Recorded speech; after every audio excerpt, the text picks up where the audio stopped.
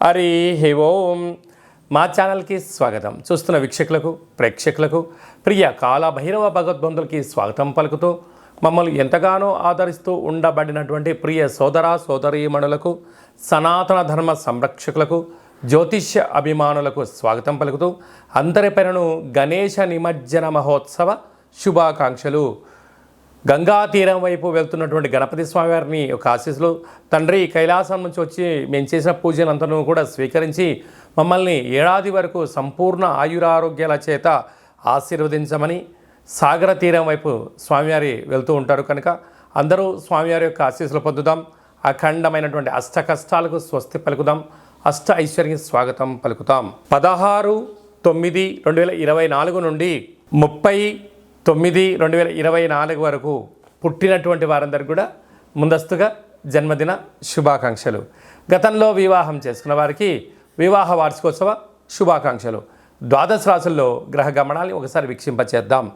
వృషభ రాశిలో దేవగురు బృహస్పతి శత్రుస్థానంలో సంచార స్థితి.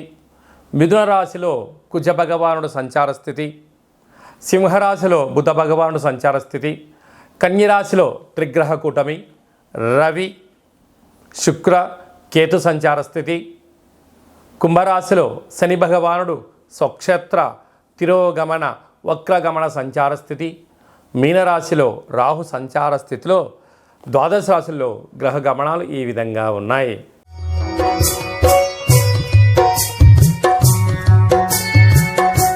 తులారాశి వారు విఘ్నేశ్వర స్వామి వారి యొక్క గంగా తీర ప్రయాణ సందర్భంగా ఎలాంటి విధులను పాటించాలో ఈ వీడియోలో సవివరంగా సంపూర్ణంగా తెలుసుకుందాం.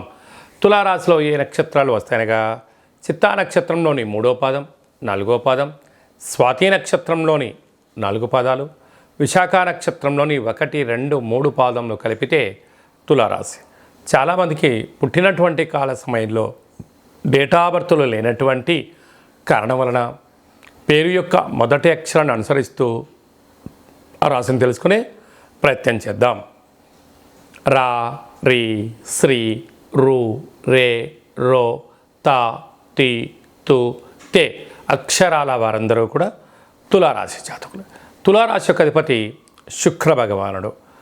వీరికి ఈ విఘ్నేశ్వర స్వామి వారి యొక్క గంగాతీర ప్రయాణ యాత్ర సందర్భంగా తెల్లటి పాలతో బొబ్బర్లతో కూడుకున్న పిండిని ఏర్పాటు చేసుకొని పెద్ద ఒత్తిని ఏర్పాటు చేసుకొని దాంట్లో కొబ్బరి నూనెను ఆవు నెయ్యిని వేసి 21 ఒత్తులను పెట్టి స్వామివారికి విశేషమైన మంగళ నీరాజన వీడుకోలు కార్యక్రమాన్ని చేయగలిగినట్లయితే శుక్ర భగవానుడు ఐశ్వర్యానికి ఆనందానికి విలాసానికి కేంద్రబిందు అవ్వడం వలన వివాహం కాని వారికి వివాహము, నూతన వస్త్రాలు బంగారు ఆభరణాలు, విదేశాలకు వెళ్ళాలి అనుకుంటున్న వారందరికీ చాలా అదృష్టవంతులు అని చెప్పి గమనించాలి.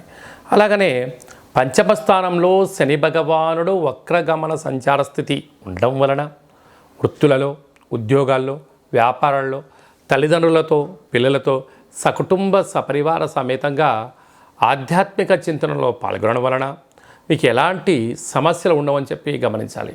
నూతనంగా వివాహమైన వారికి సంతాన యోగం, తల్లిదండ్రుల నుంచి పిల్లలకు రావాల్సిన స్థిర చరాస్తులు వారి సొంతమైతే 6వ స్థానంలో రాహు సంచారం చేయడం వలన కొందరు అంతర్గతమైన విషయాలను అంటే మీ ఫోన్లో ఉండబడిన డేటా కానీ, ఫోన్లో ఉండబడినటువంటి బ్యాంకు లావాదేవీలు కానీ, ఓటీపీలు కానీ స్థిర చరాస్తులపైన కొందరు కన్నేశారు. తస్మాత్ జాగ్రత్త.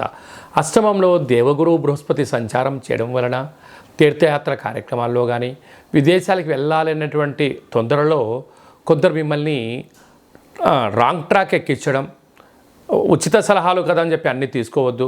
అది ధర్మము, న్యాయము, అది 10 మంది చేసిన పనులలో విజయం కలిగిస్తుందన్నప్పుడు మాత్రమే మీరు ప్రయత్నం చేయండి.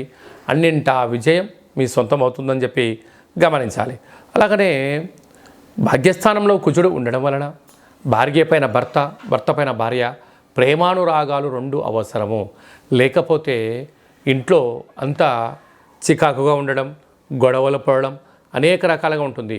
ఒకరు ఏదన్నా చెప్తే మరొకరు వినే ప్రయత్నం చేయండి.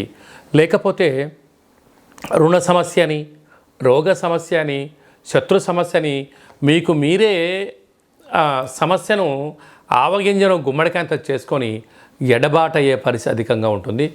అలా కాకుండా మౌనం, ధ్యానం, ప్రశాంతత, ఓపికగా వినండి, చిరునవ్వుతో సమాధానం చెప్పండి, పెద్ద పెద్ద సమస్యల్ని తొలగించుకొని మానవ ప్రయత్నం చేయండి. అలాగే వ్యయంలో త్రిగ్రహ కూటమి కారణం వలన మీ జన్మ నక్షత్రం రోజున పూర్ణిమ, అష్టమి తిథి ఎందున దూర వాయు జల ప్రయాణాలు పెట్టుకోవద్దు. విందులని, వినోదాలని, ఆర్భాటాలకు వెళ్ళొద్దు. ఉన్న దాంట్లో సర్దుకొనే మానవ జీవనాన్ని గమనించగలిగినట్లయితే అనేక రకాల ఇబ్బందులు తొలగిపోతాయని చెప్పి గమనించాలి. సాఫ్ట్వేర్, హార్డ్వేర్ ఉద్యోగస్తులు, హాస్య నటులు, సినిమా రంగాల వాళ్ళు, పత్రికా రంగం వారు, యూట్యూబ్, వాట్సాప్, ఫేస్బుక్ క్రియేటివిటీ రంగాలుగా ఉండబడిన వారు, వ్యవసాయ సోదరీమణులు, పశువుల నిర్వహణ కార్యక్రమాలు చేసేవారు, స్వయం వృత్తుల వారందరికీ ఓపిక, గైడెన్సీ అవసరమని చెప్పి గమనించాలి.